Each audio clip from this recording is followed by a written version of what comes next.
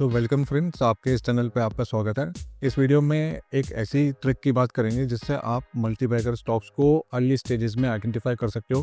देखिए, high growth stocks की सबको तलाश होती है, पर कभी आपने सोचा है कि स्टॉक्स में जो वैल्यू की री रेटिंग होती है, कुछ स्टॉक्स में तो बहुत ज़बरदस्त तरीके से होती है। वहीं दूसरी तरफ कुछ कंपनीज हैं जिनमें सब कुछ अच्छा दिखाई देता है, फिर भी वो इन्वेस्टर्स को नुकसान करा देती है। देखिए, एक बात मैं दावे से कह सकता हूँ कि जो ट्रिक मैं इस वीडियो में बताने वाला हूँ, ये शायद यूट्यूब पर आपको कोई किसी और ने अभी तक नहीं बताई होगी।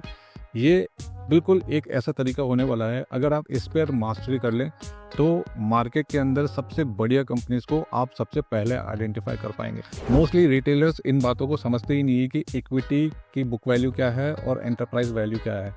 हाइपोथेटिकली ऊपर से जानकारी लेने से काम नहीं बनेगा, इन दो टर्म्स को समझना ही पड़ेगा अगर आपको अच्छे इन्वेस्टमेंट करने हैं। मेरी बातों को मार्क करके रख लीजिएगा। वाकई में अगर मार्केट के अंदर पैसा बनाना है तो अच्छी कंपनियों को आइडेंटिफाई करना पड़ेगा, और वो ज़्यादा कॉम्प्लिकेटेड नहीं है, बट इतना डिटेल में जा करके कोई समझाता नहीं है। मैं प्रयास कर रहा हूँ, होपफुली आपको समझ में आ जाएगा। तो पहला रिएक्शन तो मार्केट का यही होता है कि मार्केट का प्राइस तोड़ो। ठीक है, आपको मोस्टली यही केस देखने को मिलेगा। रेयरली कोई केस होगा कि कंपनी लोन लेने वाली है, उसके प्राइसेस ऊपर चले जाएं, ऐसा नहीं होता। या तो फ्लैट रह जाएंगे या तो नीचे आएंगे। तो ये एक बहुत बढ़िया आपको अभी तक नॉलेज मिल चुकी है कि स्टॉक प्राइस गिर क्यों रहा है। कंपनी एक तो एक्सपेंड कर रही है फिर भी नीचे गिर रही है। आपको ऐसे सिनेरियो देखने को मिलते होंगे। सारे एनालिस्ट कह रहे होंगे कि भाई इसके अंदर इन्वेस्ट करना चाहिए, इनके ग्रोथ प्लान बहुत अच्छे हैं, फिर भी स्टॉक प्राइसेस गिरते ही रहते हैं, बढ़ने का नाम नहीं लेते। तो ये एक एग्जाम्पल है जो आपको समझ में आ चुका है।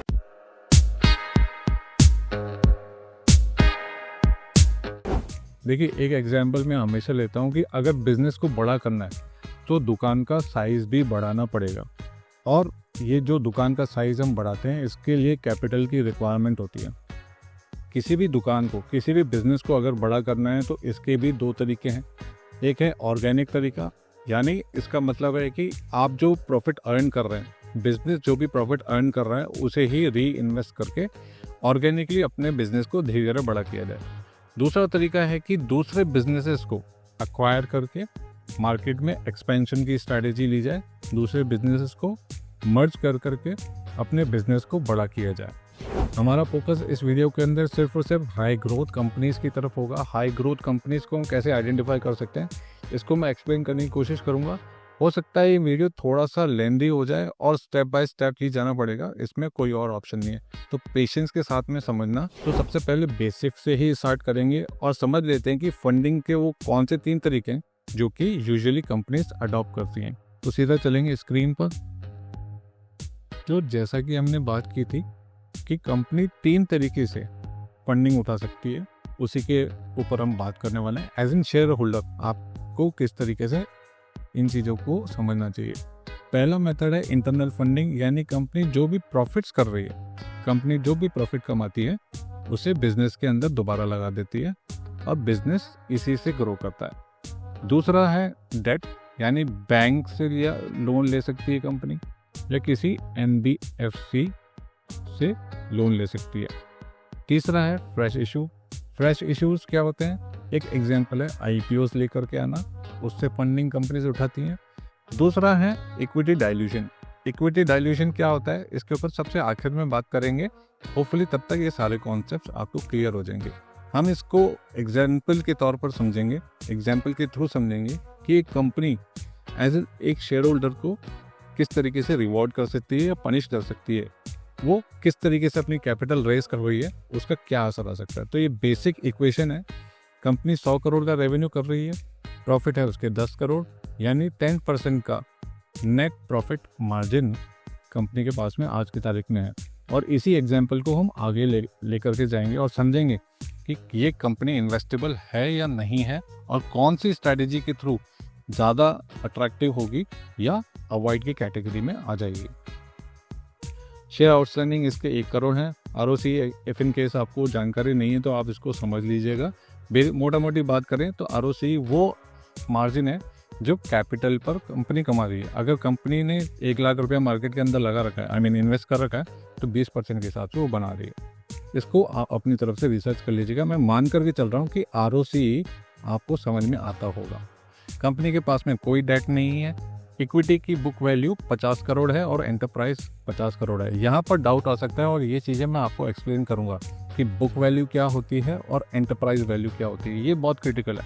मोस्टली रिटेलर्स इन बातों को समझते ही नहीं है कि इक्विटी की बुक वैल्यू क्या है और एंटरप्राइज वैल्यू क्या है।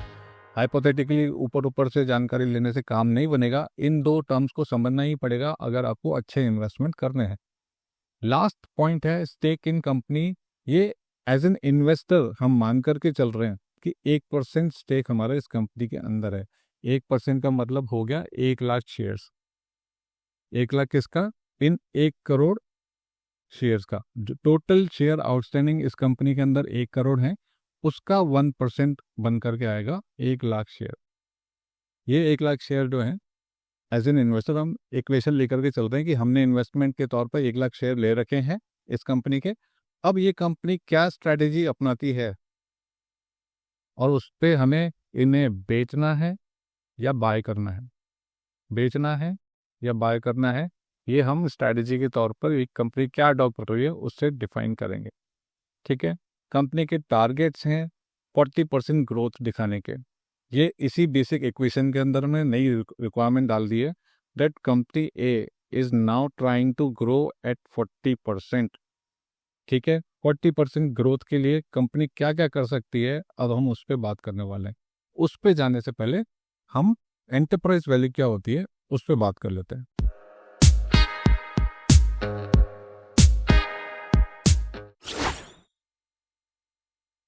एंटरप्राइज बहुत ही इजी है समझना एंटरप्राइज वैल्यू को। देखिए, मार्केट कैपिटलाइजेशन यानी कंपनी का जो भी मार्केट कैप है, एग्जाम्पल के तौर पर हम समझ लेते हैं कि कंपनी का मार्केट कैप इस वक्त 5 लाख करोड़ का है। 5 लाख करोड़ का मार्केट कैप है और कंपनी के पास में नेट डेट है इस वक्त 1 लाख करोड़ के। 1 लाख करोड़ के तो टोटल जो भी वैल्यू आ रही है ये 6 लाख करोड़ कंपनी का एंटरप्राइज वैल्यू है। अब सवाल आता है लॉजिकली कि नेट डेट को मार्केट कैप में जोड़ा क्यों जा रहा है। देखिए, एंटरप्राइज वैल्यू का मतलब होता है इफ इन केस अगर आपको ये कंपनी खरीदनी है, कंपनी ए को अगर आपको बाय करना है तो आपको कितना रुपया देना पड़ेगा। मार्केट कैप यानी जो भी उसकी मार्केट की इस वक्त शेयर के हिसाब से वैल्यू है। शेयर्स का टोटल भाव मार्केट कैप कहलाता है। शेयर्स आज की तारीख में टोटल शेयर को अगर मार्केट से खरीद लिया जाए तो उसके लिए आपको 5 लाख करोड़ तो देने ही हैं। प्लस इस कंपनी ने डेट भी लेकर के रखा है, वो डेट है 1 लाख करोड़ का, तो ये भी तो बायर को देना पड़ेगा। यानी शेयर तो आपको खरीदने ही हैं, शेयर्स आपने खरीद लिए, बाय कर लिए, प्लस इसके साथ में इस कंपनी के अंदर जो डेट है वो भी तो आपको पे करना पड़ेगा, इसीलिए इसको जोड़ा जाता है। तो एंटरप्राइज को सिंपली इस तरीके से समझ लेते हैं कि अगर आपको कंपनी ए बाय करनी है तो टोटल कितना भुगतान करना पड़ेगा, उसे ही एंटरप्राइज वैल्यू कहा जाता है। अब नेट डेट क्या होता है इसे समझ लेते हैं। डेट नहीं है, ये नेट डेट है। नेट डेट का मतलब होता है कि कंपनी के पास में टोटल लोन उन्होंने लेके रखे हैं 1,50,000 करोड़ के, राइट, और कंपनी के पास में 50,000 करोड़ का कैश भी है बैंक में।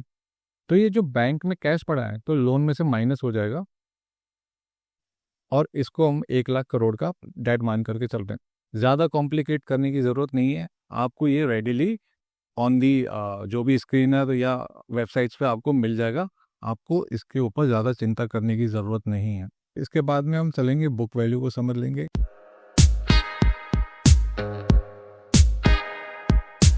ये भी बहुत इजी कॉन्सेप्ट है।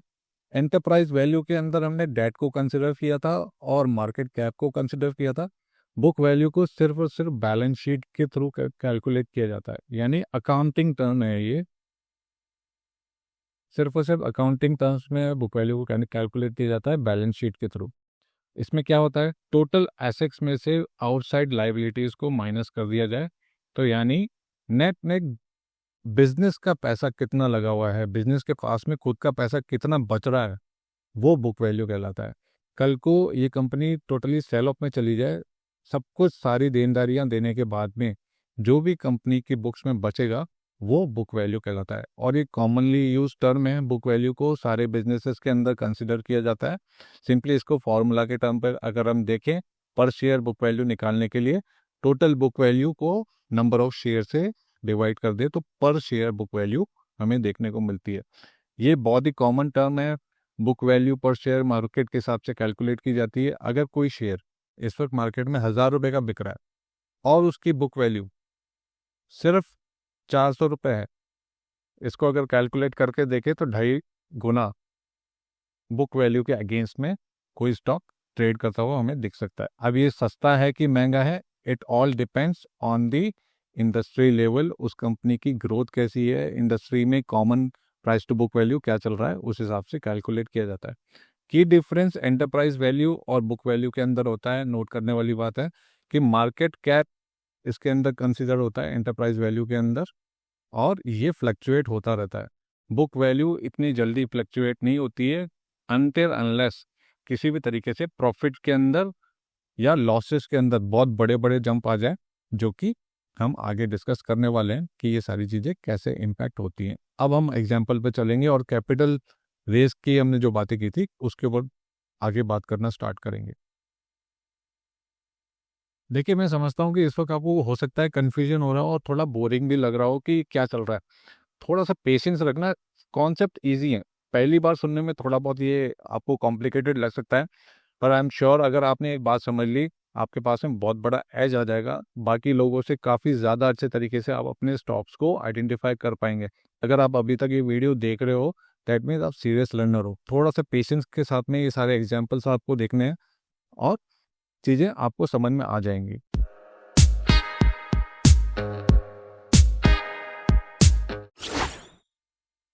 पहला एग्जाम्पल हम ले रहे हैं। पहला एग्जाम्पल क्या है? Growth without additional capital.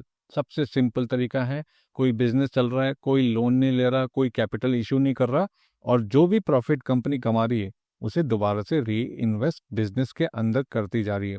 ध्यान से सुनना, मैंने वर्ड यूज किया है री इन्वेस्ट, यानी बाहर से तो कोई पैसा नहीं आ रहा, पर अपने जो प्रॉफिट कमाए हैं उसे कंपनी दोबारा से इन्वेस्ट करती जा रही है।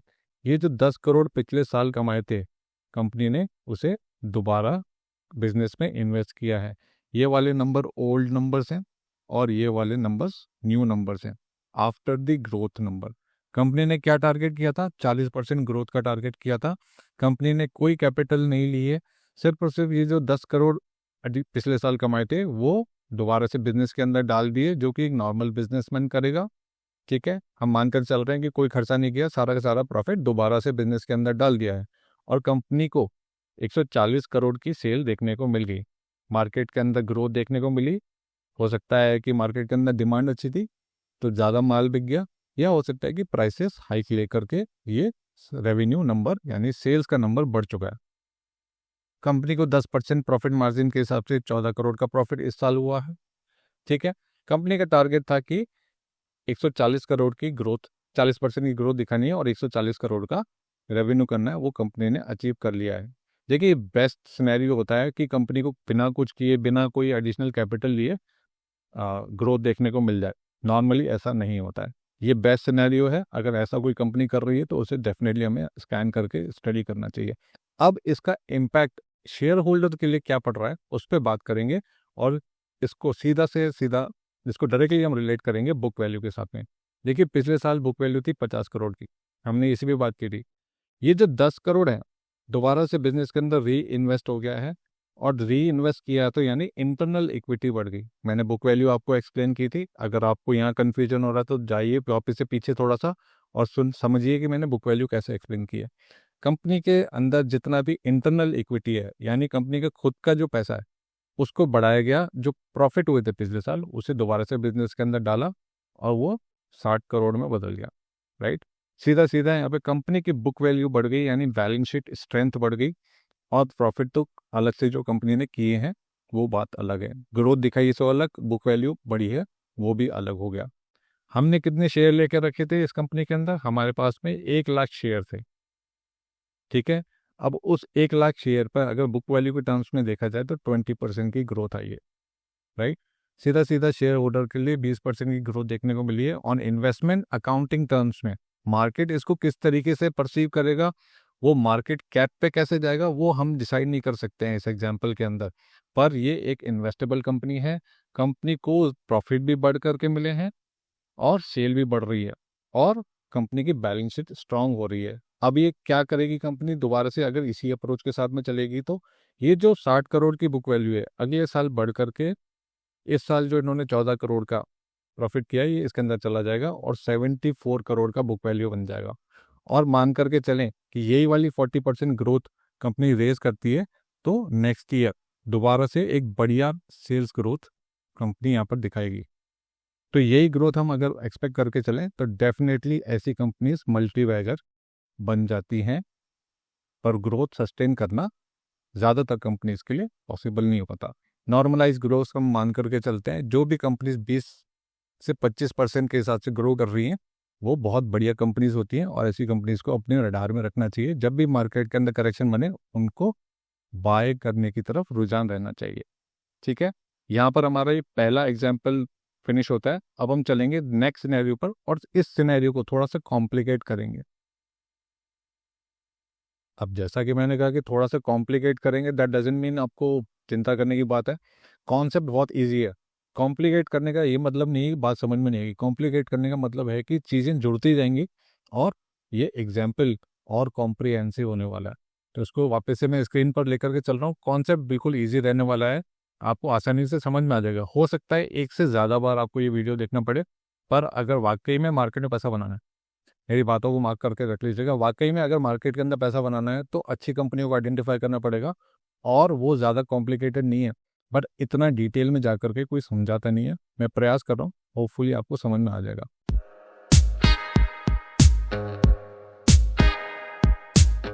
दूसरा सिनेरियो है जिसके अंदर ये कंपनी अब डेट लेने वाली है, लोन लेने वाली है। कंपनी कहती है कि नहीं साहब, हमारे पास जितने प्रॉफिट जनरेट हो रहे हैं वो काफ़ी नहीं है 40% ग्रोथ लाने के लिए। हमने क्या बात की थी कि कंपनी को चाहिए 40% ग्रोथ, और कंपनी को जो 10% की जो नेट प्रॉफिट मार्जिन है उससे काम नहीं चलेगा। फर्स्ट स्लाइड पे हमने बात की थी कंपनी के नेट प्रॉफिट मार्जिन 10% के, अगर यहाँ पे आप देखोगे 10% का मार्जिन निकल करके आएगा। ये काफ़ी नहीं है री इन्वेस्ट करके 40% की ग्रोथ लाना। तो कंपनी ये तय करती है कि मार्केट के अंदर बढ़िया स्कोप है और हम लोन लेकर के अपने बिजनेस को आगे बढ़ा सकते हैं।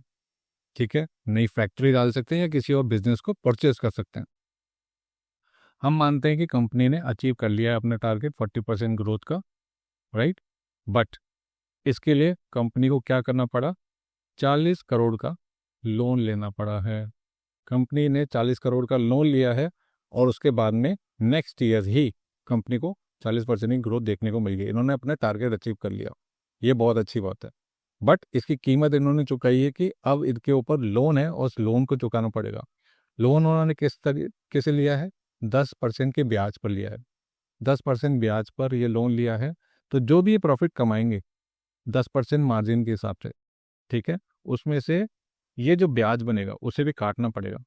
तो प्रॉफिट्स के अंदर कोई चेंज नहीं हुआ है, प्रॉफिट बिल्कुल सेम रह गए। क्यों? क्योंकि इन्होंने 10% मार्जिन के हिसाब से, यानी 14 करोड़ का तो प्रॉफिट किया 10% के हिसाब से, 140 करोड़ की सेल पर 10% के हिसाब से 14 करोड़ का प्रॉफिट किया। यानी मैंने परसेंट लिख दिया, हटा दिया, ठीक है। 140 करोड़ की सेल पर 140 करोड़ की सेल पर 10% के हिसाब से 14 करोड़ का प्रॉफिट बनता है, माइनस जो ब्याज बनेगा 40 करोड़ पर 10% के हिसाब से 4 करोड़ का ब्याज भी बनेगा। टोटल 10 करोड़ का प्रॉफिट ही हुआ है। ठीक है, प्रॉफिट में कोई चेंज नहीं आया, बट कंपनी ने ज़बरदस्त ग्रोथ दिखाई है सेल्स के अंदर। ठीक है, ये बेसिक इक्वेशन है। सेल्स का टारगेट अचीव हो गया, पर कंपनी के मार्जिन इतने एक्सपेंड नहीं हुए क्योंकि इंटरेस्ट बर्डन आ गया है कंपनी के ऊपर।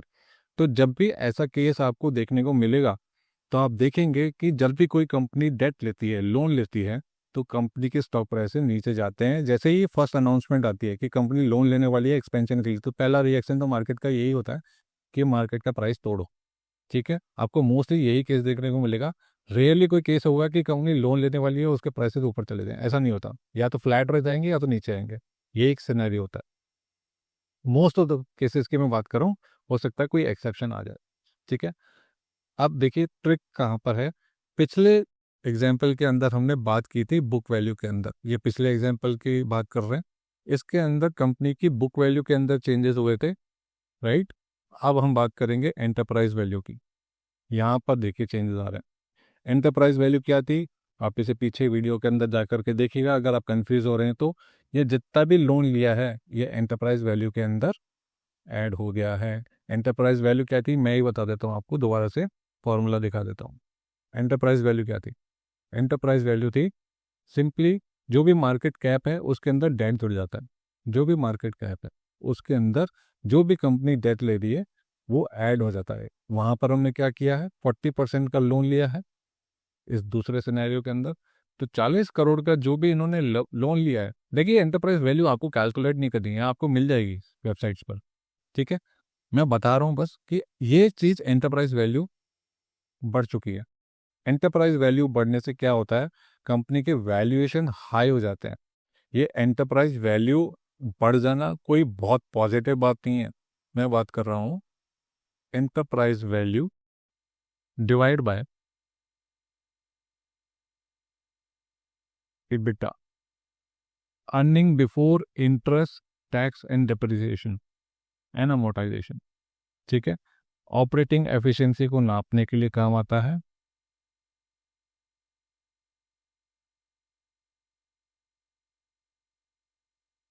ठीक है, ऑपरेटिंग एफिशिएंसी को नापने के लिए ये रेशो काम में आता है और इसको आपको स्टडी करना चाहिए। एंटरप्राइज वैल्यू जैसे ही ऊपर चली जाएगी, 50 करोड़ से 90 करोड़ होगी, यहाँ पे था 50 करोड़ डिवाइड बाय EBITDA मान करके चलते हैं 10 करोड़ का, तो यहाँ पे था 5, ठीक है। अब क्योंकि ये EV 90 हो गई है, 90 करोड़ की हो गई है, डिवाइड बाय EBITDA 10 ही रहेगा, तो कंपनी के वैल्यूएशन 9 हो गए। बहुत बड़ा जंप आ गया है और कंपनी एक्सपेंसिव लगने लगी है। सो EV EBITDA को मैं कभी भी इग्नोर नहीं करता हूँ जब भी खासतौर से बात आती है कैपेक्स वाली कंपनीज की जिनके अंदर लोन लेना पड़ रहा है। EV EBITDA एक्सपेंसिव होने की वजह से कंपनी के वैल्यूएशन हाई हो जाते हैं, इंटरेस्ट बर्डन आ जाता है, भले ही ग्रोथ टारगेट क्यों ना हो पर स्टॉक प्राइसेस नीचे आने लगते हैं। तो ये एक बहुत बढ़िया आपको अभी तक नॉलेज मिल चुकी है कि स्टॉक प्राइसेस गिर क्यों रहे। कंपनी एक तो एक्सपेंड कर रही है फिर भी नीचे गिर रही है, आपको ऐसे सिनेरियोज देखने को मिलते होंगे। सारे एनालिस्ट कह रहे होंगे कि भाई इसके अंदर इन्वेस्ट करना चाहिए, इनके ग्रोथ प्लान्स बहुत अच्छे हैं, फिर भी स्टॉक प्राइसेस गिरने का गिरते ही रहते हैं, बढ़ने का नाम नहीं लेते। तो ये एक एग्जाम्पल है जो आपको समझ में आ चुका है।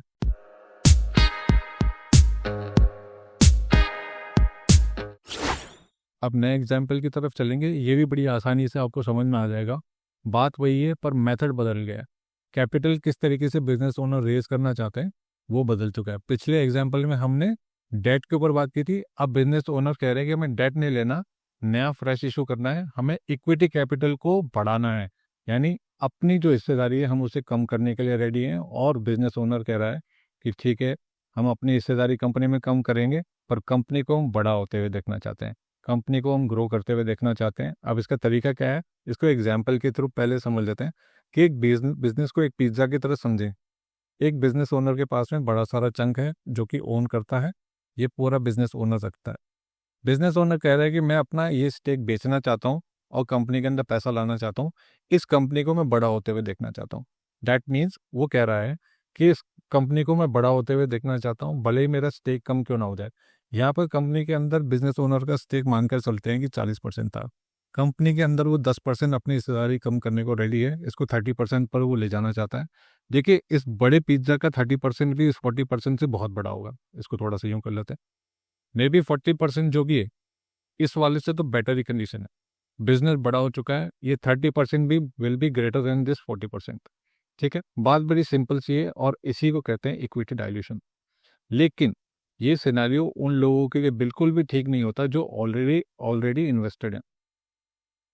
बिल्कुल अर्ली स्टेजेस में जिन लोगों ने इन्वेस्टमेंट किया हो कंपनी के अंदर, जैसे कि मालिक करते हैं, फाउंडर्स करते हैं, उनके लिए तो ठीक है, लेकिन एज एन शेयर होल्डर ये वाला सिनेरियो कभी भी ठीक नहीं होता। जो कि एग्जिस्टिंग शेयर होल्डर्स हैं एक बार के लिए तो उन्हें नुकसान होता ही है अगर उन्होंने लेट स्टेज में इन्वेस्टमेंट किए। एग्जाम्पल को समझ लेते हैं, हो सकता है अभी कॉम्प्लिकेटेड लग रहा हो बट जैसे ही एग्जाम्पल खत्म होगा समझ में बात आ जाएगी, आराम से समझ में आ जाएगा। एग्जाम्पल वही है कि 40% कंपनी ग्रोथ देख रही है और उसे अचीव कर लेती है। 140 करोड़ का कंपनी ने रेवेन्यू ग्रोथ, 40% की रेवेन्यू ग्रोथ दिखा के 140 करोड़ का रेवेन्यू कर लिया है। 10% का नेट प्रॉफिट मार्जिन था, कंपनी के पास में 14 करोड़ का प्रॉफिट आ गया। कंपनी ने 40% की रेवेन्यू में भी ग्रोथ दिखा दी है और 40% की प्रॉफिट में भी ग्रोथ दिखा दी है, ज़बरदस्त आउट परफॉर्मेंस। ठीक है, लेकिन इम्पैक्ट कहाँ आ रहा है? ये जो 1 करोड़ के शेयर थे अब वो बढ़ करके 1.2 करोड़ शेयर हो चुके हैं, यानी 1 करोड़ 20 लाख शेयर हो गए। अब ये कैसे हुआ? ठीक है, पहले बुक वैल्यू क्या थी कंपनी की? 50 करोड़ थी। ये एग्जाम्पल है, ये किस तरीके से अचीव हुआ वो इंपॉर्टेंट नहीं रहता है। Impact as an shareholder क्या हो रहा है आपको उस पर फोकस रखना है। पहले बुक वैल्यू 50 करोड़ की थी, राइट? अब ये बुक वैल्यू बढ़ करके 90 करोड़ हो चुकी है। ये एडिशनल कैपिटल इन्फ्यूज होने की वजह से हुआ है। बुक वैल्यू क्या होती है? बुक वैल्यू के एग्जाम्पल मैंने आपको बताया था, total assets minus total outside liabilities. Company के अंदर जैसे ही फ्रेश इशू हुआ तो कैश आ गया, जैसे ही कैश आ गया आउटसाइड लाइबिलिटीज तो बदली नहीं, वो तो वैसे की वैसे रही। तो कैश बढ़ने की वजह से बुक वैल्यू ऊपर चली गई। ठीक है, यही हो रहा है वहाँ पर। इन्होंने 50 करोड़ की बुक वैल्यू के ऊपर और कैश लेकर के आ गए कंपनी के अंदर, जो कि आया फ्रेश इशू से। बुक वैल्यू ऊपर चली गई, 40 करोड़ से बुक वैल्यू ऊपर चली गई। हमने क्या एग्जाम्पल लेकर रखा है यहाँ पे? बुक वैल्यू को 4x मल्टीपल्स पर इशू किया गया। अब ये 4x पे कैसे पॉसिबल है? अगर नया इशू मान के चलते हैं कि शेयर का भाव चल रहा है 100 रुपये, ठीक है, और ये इस वक्त 1 बुक वैल्यू पे चल रहा है। ठीक है, और इस एग्जाम्पल के अंदर हम बात कर रहे हैं कि 4 बुक वैल्यू पर, 4 टाइम्स बुक वैल्यू पर ये इशू आ जाए, यानी हम बात कर रहे हैं कि 400 रुपये। कौन सा पागल कोई इंसान होगा जो ऑलरेडी मार्केट के अंदर 100 रुपये का शेयर बिक रहा है, उसे 400 रुपये में इशू के अंदर खरीदेगा? लोग खरीदते हैं। ठीक है, बात यह है कि ये अभी तक मार्केट के अंदर कंपनी लिस्ट नहीं हुई है। अब ये आईपीओ लेकर के आ रही है, ये आईपीओ लेकर के आ रही है 4 टाइम्स बुक वैल्यू पर। ठीक है, इसीलिए लोग आईपीओ को सब्सक्राइब करते हैं और हैप्पीली लोग इसे जो भी फाउंडर्स हैं उसे बेचने को राजी हो जाते हैं। अगर ये कंपनी लिस्ट होती है तो कोई भी इसे इस बुक वैल्यू पे कोई भी सब्सक्राइब नहीं करता, कोई भी शेयर लेना नहीं चाहता, क्योंकि ये कंपनी लिस्टेड नहीं है। आईपीओ के अंदर एक यूफोरिया रहता है, उसे यूटिलाइज करके कंपनी को ओवर वैल्यू करके लिस्ट किया जाता है। ये कुछ कुछ वैसा ही एग्जाम्पल है। ठीक है, बुक वैल्यू के अंदर हमें इंक्रीज देखने को मिला। अब इसका इम्पैक्ट पर शेयर बुक वैल्यू के अंदर देखने को मिलेगा। बुक वैल्यू 50 से 75 पर चली गई है। 75 कैसे? 90 crore divide by 101.2 crore shares, जो कि यहाँ पे शेयर का नंबर भी बढ़ चुका है और बुक वैल्यू भी बढ़ गई है। सो 50% का इंक्रीज बुक वैल्यू के अंदर देखने को मिला है। एज इन शेयर होल्डर इसको कैसे यूज कर सकते हैं मैं वो बताने वाला हूँ इस एग्जाम्पल में। अभी फोकस कर लो, कैसे इन्वेस्टमेंट करना है वो मैं बताऊंगा आपको। ठीक है, इस एग्जाम्पल के अंदर बुक वैल्यू बढ़ी है, जो कि एक बहुत बढ़िया बात है। बुक वैल्यू इंक्रीज हुई है, एंटरप्राइज वैल्यू भी इंक्रीज हुई है। ठीक है, जो कि हम सेम एज बुक वैल्यू लेकर के चल रहे हैं। मार्केट कैप इसका ऊपर चला जाएगा। स्टेक इन कंपनी क्या हुआ? जो कि मैंने पिज्ज़ा वाला एग्जाम्पल लिया था। पिज्ज़ा के अंदर, एक छोटे पिज्ज़ा के अंदर ये होल्डिंग थी, इतनी होल्डिंग थी। अब बड़े पिज्ज़ा के अंदर भले ही छोटा सा स्टेक क्यों ना हो, पर ये पहले वाले से बढ़िया ही होगा। ठीक है, ये बात कर रहे हैं। ये अगर आप एंटरप्राइज वैल्यू के हिसाब से देखेंगे तो, या बुक वैल्यू के हिसाब से देखेंगे तो ये 0.83 भी है ना, ये भी पिछले 1% से बेटर ही निकल करके आएगा। और ये जो एडिशनल 40 करोड़ कंपनी को मिले हैं आफ्टर दिस इशू, इसके थ्रू कंपनी को ज़बरदस्त ग्रोथ देखने को मिलेगी और ये ग्रेट इन्वेस्टमेंट अपॉर्चुनिटी होती है। अगर आपके पास में कोई कंपनी है ऐसी रडार में, तो आपको इसके अंदर बिल्कुल इन्वेस्टमेंट करना चाहिए।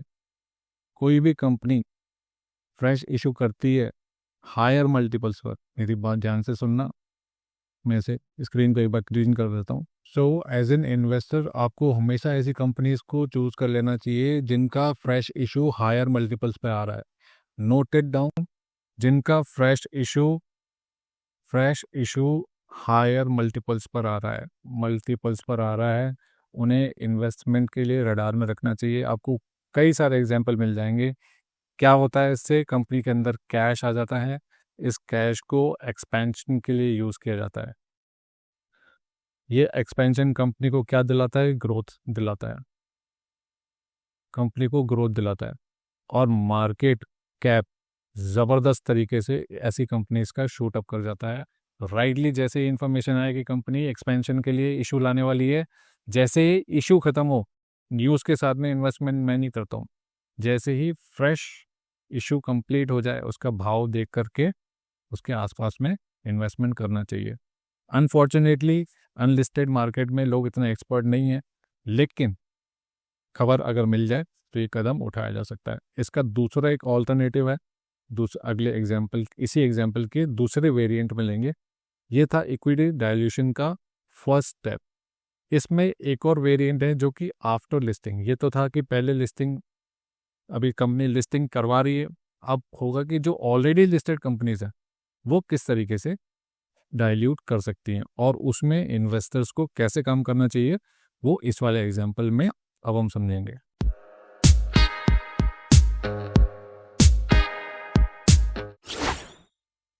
देखिए, ये एग्जाम्पल भी सिंपल ही है, थोड़ा ध्यान से सुनने की ज़रूरत पड़ेगी, जैसा कि अभी तक आपने ध्यान दिया है।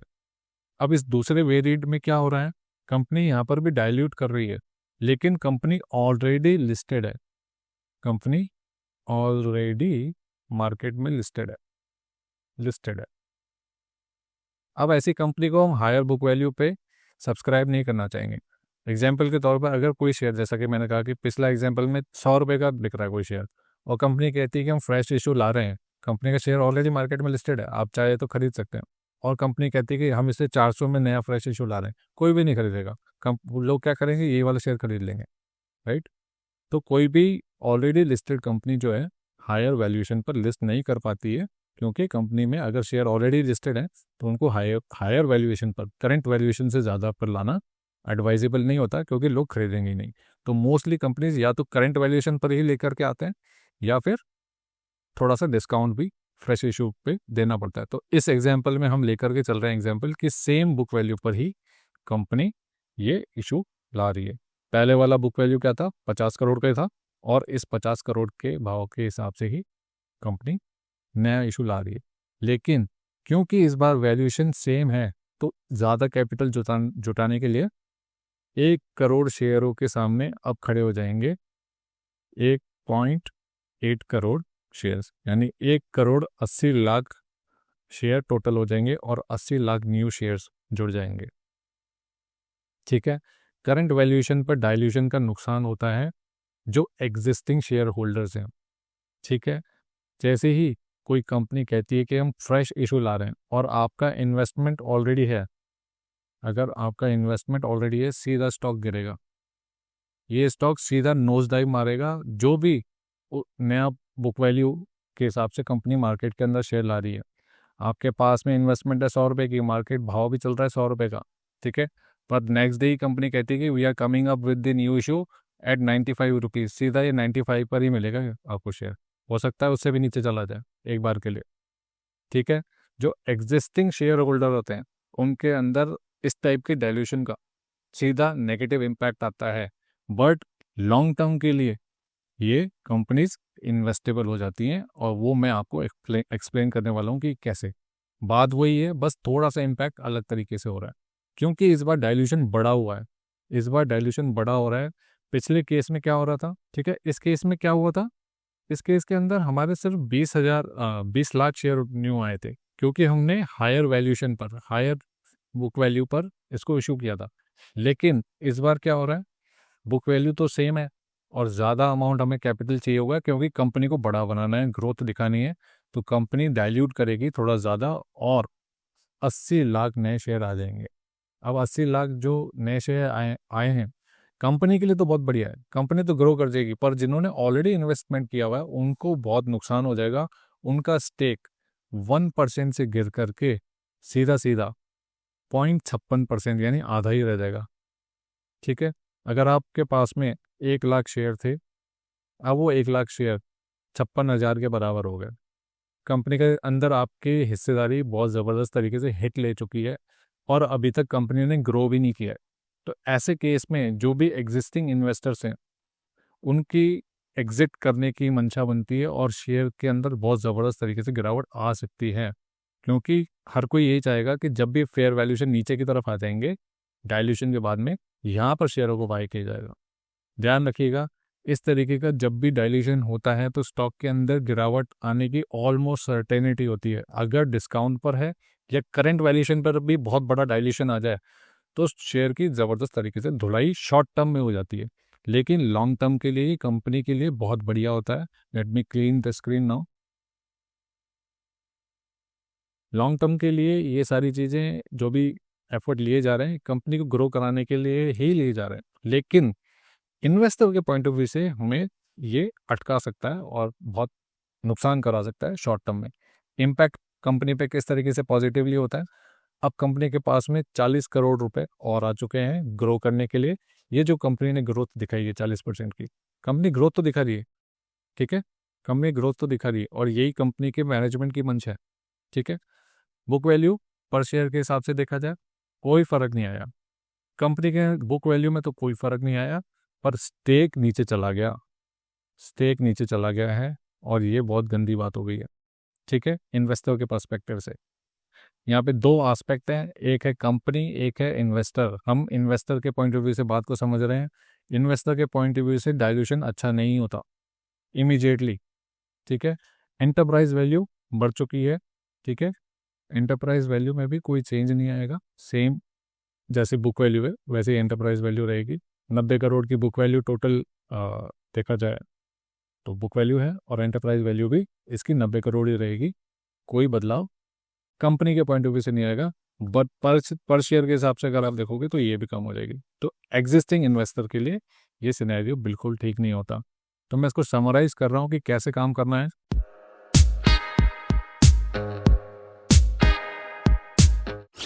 अब तीनों केसेस को, जो फंडिंग के केसेस हैं, ग्रोथ सिनेरियोज हैं, उनको जल्दी से समराइज कर लेते हैं कि एग्जैक्टली क्या केस बन रहा है। देखिए, कोई भी कंपनी अगर इंटरनल फंडिंग के थ्रू ग्रोथ दिखा सकती है, ये तो बेस्ट सिनेरियो है। अगर 20 से 25% मिनिमम ग्रोथ अगर कोई कंपनी दिखा सकती है, 100% ये इन्वेस्टमेंट ग्रेड कंपनी है, ऐसी कंपनी इसको अवॉइड नहीं करना चाहिए। बट नो बडी नोज कि ये ग्रोथ कब तक कंटिन्यू रहेगी, इसके लिए क्लोज रडार में कंपनीज को रखना पड़ता है।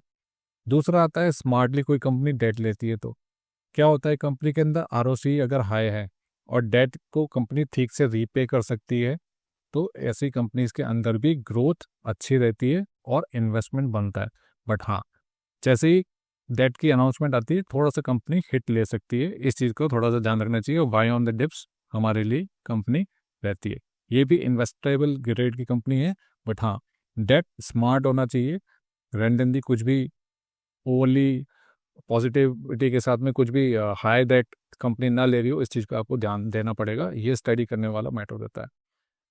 तीसरा जो कि हमने बात किया था डाइल्यूशन का, डाइल्यूशन एट हाई वैल्यूएशन आपको लिस्टेड कंपनीज में तो ये देखने को नहीं मिलेगा, ठीक है, लिस्टेड कंपनीज के अंदर आपको ये चीज़ देखने को नहीं मिलेगी।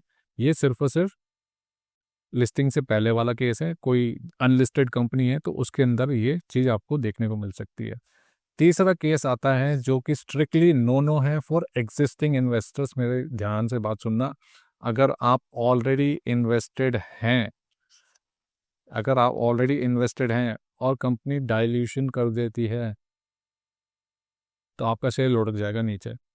बट अगर आप इन्वेस्टेड नहीं हैं तो ये शेयर जब लुढ़क जाए नीचे उसके बाद में बाय करना होता है और कंपनी के अंदर री रेटिंग देखने को मिलती है, ग्रोथ देखने को मिलती है, कंपनी के वैल्यूएशन एडजस्ट होने के बाद में बाय करना होता है नीचे जाने के बाद में। कितना नीचे जाएगा, it all depends on the market conditions, on the valuations, कितना परसेंट डिस्काउंट पे आ रहा है कि करंट वैल्यूएशन पे ही आ रहा है। मान के चलते हैं, वह दोबारा से बता रहा हूँ क्योंकि यहाँ पर कन्फ्यूजन हो सकता है। अगर कोई शेयर 100 रुपये का चल रहा है, ठीक है, और इसकी बुक वैल्यू 1 ही चल रही है मार्केट कैप के हिसाब से, प्राइस टू बुक वैल्यू उसका 1 ही चल रहा है, ठीक है, और कंपनी कहती है कि नहीं हम इसको 0.8 बुक वैल्यू पर, जो कि बैंक्स के केसेस में नॉर्मली होता है, 0.8 बुक वैल्यू पर नया इशू लेकर के आ रहे हैं, तो ये बहुत ही खराब बात हो जाएगी, मार्केट तोड़ देगा एक शेयर को, ठीक है। वहीं पर केस हो सकता है कि 1 के बुक वैल्यू पर ही नया फ्रेश इशू आ रहा है, तो हो सकता है थोड़ा सा गिरे और उसके बाद में स्टेबलाइज करके मार्केट ग्रोथ देखने लगेगा क्योंकि कंपनी के पास में कैश आ जाएगा, ठीक है। इन सारे केसेस में कंपनी के पास में पैसा आ रहा है, सारे केसेस में कंपनी के पास पैसा आ रहा है और ऑब्जेक्टिव कंपनी का एक ही है कि कंपनी को ग्रोथ दिखानी है, बट इन्वेस्टमेंट पर्सपेक्टिव से सारी सिचुएशन बदल जाती है। और इस पूरे एग्जाम्पल के अंदर अगर आपने अभी तक पूरे ध्यान से बात सुन ली है तो काफ़ी एफर्ट लगा होगा और बातें होपफुली आपको समझ में आई होंगी। तो उम्मीद करता हूँ कि आपको ये पूरा एक्सप्लेनेशन समझ में आया होगा। काफ़ी एफर्ट लगा होगा अभी तक ये वीडियो को देखने में और चीज़ों को समझने में। अगर आपने ये वीडियो अभी तक देखा है तो ये बात तो क्लियर है कि आप सीरियस लर्नर हैं और आप मार्केट में अच्छा काम करने के लिए ही काम कर रहे हैं। हो सकता है इस वीडियो के अंदर कुछ मैंने बातें बताई हैं वो आपको समझ में नहीं आई होंगी, आप सवाल पूछ सकते हैं। मेरा पूरा कोशिश रहेगी कि नेक्स्ट वीडियो के अंदर उनका मैं जवाब दे सकूं। कोई ऑब्जर्वेशन है तो आप वो भी शेयर कर सकते हो, आपके सुझाव हैं तो वो भी आप मेरे साथ में शेयर कर सकते हो। इस लर्निंग के दौर को कंटिन्यू रखेंगे और मिलेंगे ऐसी ही जानकारी भरे वीडियो में। Till then take care.